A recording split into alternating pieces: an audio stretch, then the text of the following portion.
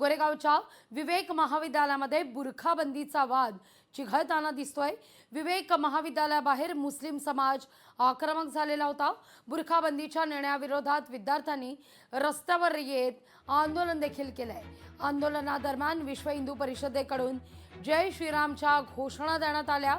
त्यानंतर दोनही गटातील कार्यकर्त्यांना आता पोलिसांनी ताब्यात घेतल्याचं वृत्त आहे।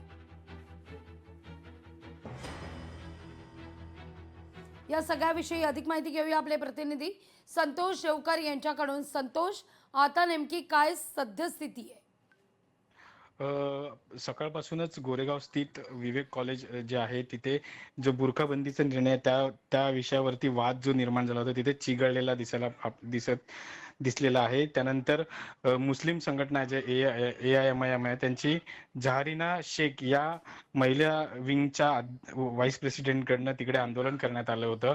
त्यानंतर काही तासानंतरच विश्व हिंदू परिषदेचे कार्यकर्ते ते सुद्धा तिथे पोहोचले। त्यांना त्यांच्या समोर शाळेसमोरच ते जय श्री रामच्या नावाच्या घोषणा तिथे देणार। कुठे ना कुठे ते तणावाचं वातावरण तिथे निर्माण होऊ नये म्हणून गोरेगाव पोलिसांकडनं कारवाई करण्यात आली। दोन्ही गटातले जे कार्यकर्ते आहेत त्यांना ताब्यात घेण्यात आले होते। मात्र आता सध्या तिकडची परिस्थिती शांत आहे।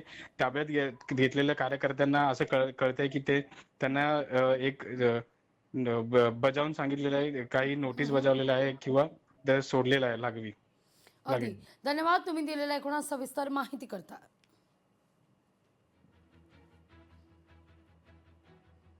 गोरेगावच्या विवेक महाविद्यालयामध्ये बुरखाबंदी आणि या सगळ्या संदर्भात आता वातावरण मात्र निवळलेलं आहे। काही काळ तणाव निर्माण झाला होता।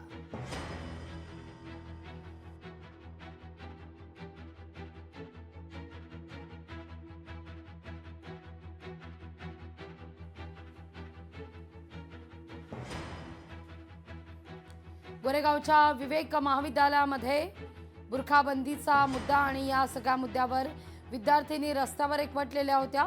यावेळी एका गटाकडून विश्व हिंदू परिषदेकडून आपण म्हणूया जय श्रीरामच्या घोषणा देण्यात आल्यानं काही काळ तणावाचं वातावरण निर्माण झालेलं होतं। पण आता मात्र या सगळ्या प्रकरणी पोलिसांनी दोन्ही गटातील कार्यकर्त्यांना ताब्यात घेतल्यानंतर परिस्थिती निवळलेली आहे।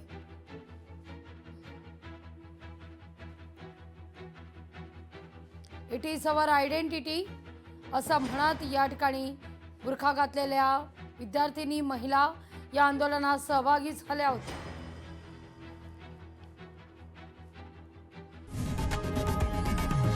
लोकशाही मराठी ऐका, पहा, जागरूक रहा।